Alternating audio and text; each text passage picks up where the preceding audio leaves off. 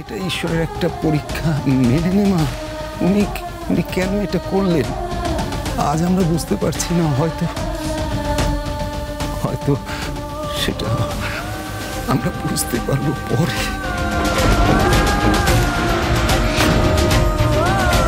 বিয়েটা আমত করিস না খড়ি, বিয়েটা বসো।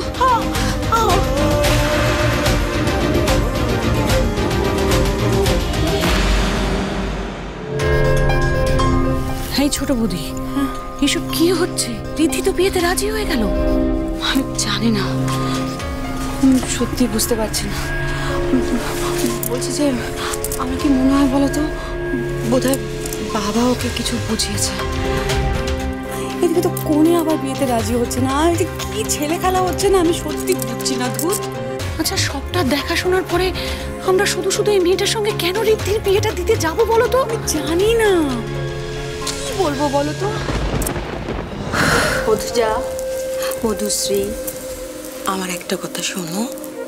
বাবা আর রিদ্ধি ডেফিনেটলি চিন্তা ভাবনা করে কোনো ডিসিশন নিয়েছে, তাই না? কি বলছিস? প্লিজ ওদের উপর ভরসা রাখো। তাছাড়া Riddhi is no more a child.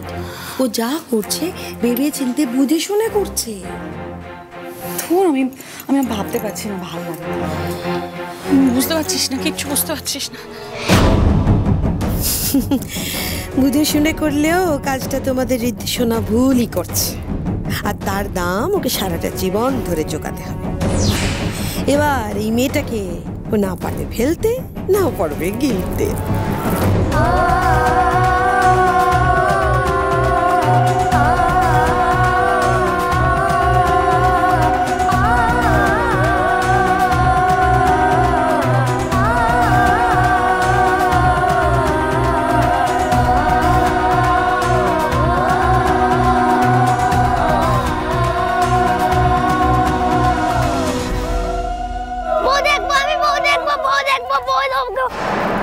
কি এ তো আমাদের নতুন বৌদি না? ওকে। আরে গুবলু, তোমাকে তখন একটা গল্প বলেছিলাম না, খুব ভালো গল্প। ওই যে তখন তোকে বললাম না, ওই গল্পটা আবার বলবো। আর একটু চল, ভালো করে শোন। চল। নাও, এবার সিঁদুরটা পরিয়ে দাও।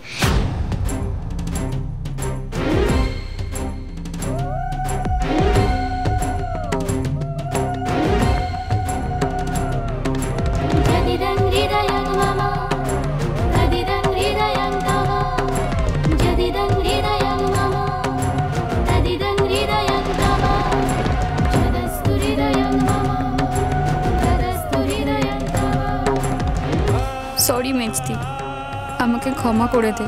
আমি তোকে কথা দিয়েও রাখতে পারলাম না।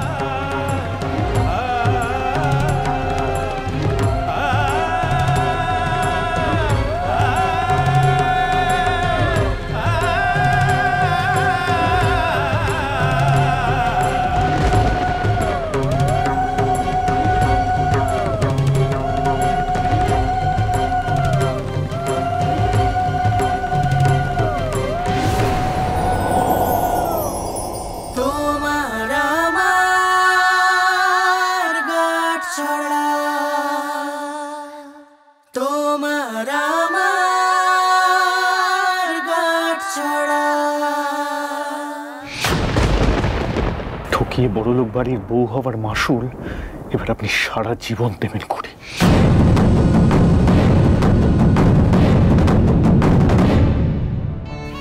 দেখ চন্দ্র, দেখ, দু চোখ ভরে দেখ, তোর মেয়ের বিয়ে হয়েছে। তোমার অশেষ কৃপা ঠাকুর, আমার মেয়েটার জীবন তুমি বাঁচিয়ে দিলে, আমাদের মান সম্মান তুমি রক্ষা করলে।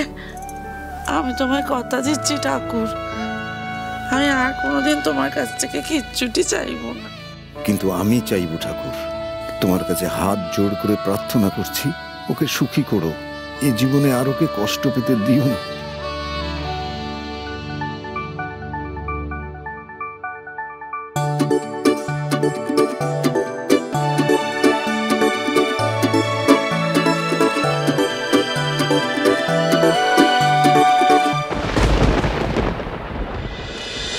আজ আমাদের ঘরে লক্ষ্মী আসবে ঠাকুর। আমার দাদু ভাই, আমাদের বাড়ির লক্ষ্মীকে নিয়ে আসবে, আমার বড় নাত বউ। তুমি দেখো সে যেন আমাদের বাড়িতে পা দেবার সঙ্গে সঙ্গে এই সংসারটা সুখে সমৃদ্ধিতে ভরে ওঠে।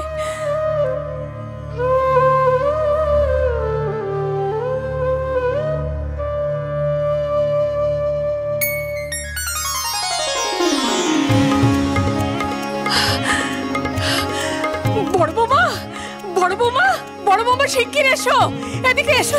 কি হয়েছে মা? এত ভোরে আপনি ঠাকুর ঘরে কি করছেন? এই দেখো দেখো কি হয়েছে দেখো। আজকে আজকে আমাদের ঋদ্ধি স্বয়ং মা লক্ষ্মীকে আমাদের বাড়িতে নিয়ে আসছে। রাধা মাধব আমাকে সেই ইঙ্গিত দিলেন। এই দেখো, নাত বউয়ের কথা বলতেই আপনা থেকে কেমন যেন একটা ফুল মাটিতে ঝরে পড়লো। দেখো দেখো দেখো দেখো।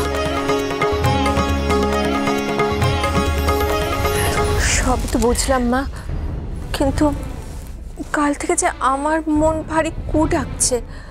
ঋদ্ধির বিয়ে গোধূলি লগ্নে ছিল, আচার অনুষ্ঠান সব কিছু সেরে ওর তো কালকেই দুতিকে নিয়ে আসার কথা, কিন্তু দেখুন কেউ কিচ্ছু জানালো না। কতবার আমি প্রত্যেককে ফোন করেছি, কেউ আমার ফোনের উত্তর পর্যন্ত দেয়নি। বড় বৌমা, তুমি অযথা এত চিন্তা করছো, ওখানে তো তোমাদের বাবা রয়েছেন। বৌমা, তুমি এবার নিশ্চিন্ত মনে বউকে বরণ করে ঘরে তোলার ব্যবস্থা করো। একদম চিন্তা করো না, সব ঠিক হয়ে যাবে। দেখবে আলতা মাখা পা ফেলে ফেলে, গোটা গোটা পায়ের ছাপ ফেলে গৃহলক্ষ্মী বাড়িতে আসবেন। সুন্দর করে বরণ ডালা সাজাও, খুব ভালো করে মন দিয়ে যত্ন করে বউকে বরণ করে ঘরে তোল, কেমন? হ্যাঁ মা, আমিও তো সেই অপেক্ষাতেই আছি যে কখন আমার দুতি আসবে আর কখন আমি আমার দুটি সুন্দর মুখখানা দেখব।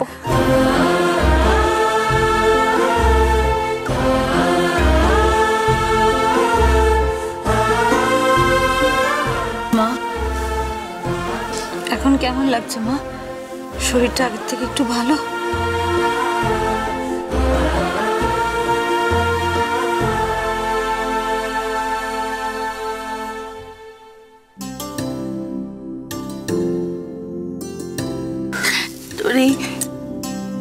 তোর এই শীতিতে সিঁদুর মাখানো রাঙা মুখটা দেখে মা কি খারাপ থাকতে পারে?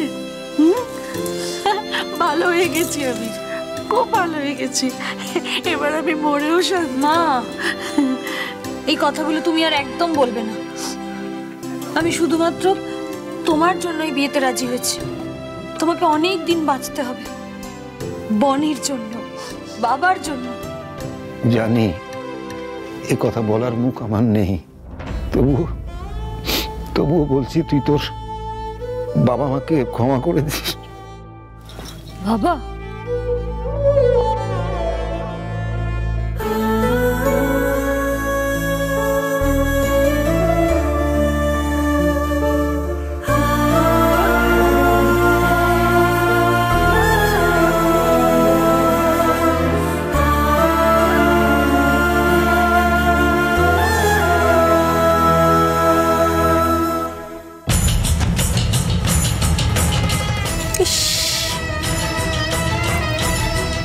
ফ্যামিলিটা একেবারে পুরো ড্রামাবাজ, কান্নাকাটি করে অজ্ঞান হয়ে ঠিক নিজেদের শখটা পূরণ করবে।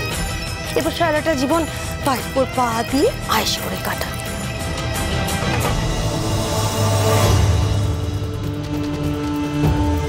আর যত ইচ্ছে নাটক করুন করি, একবার সিংহরায় বাড়িতে পা রাখলে আইস তো দূর, একটা মুহূর্ত আপনাকে শান্তিতে বাঁচতে দেব না।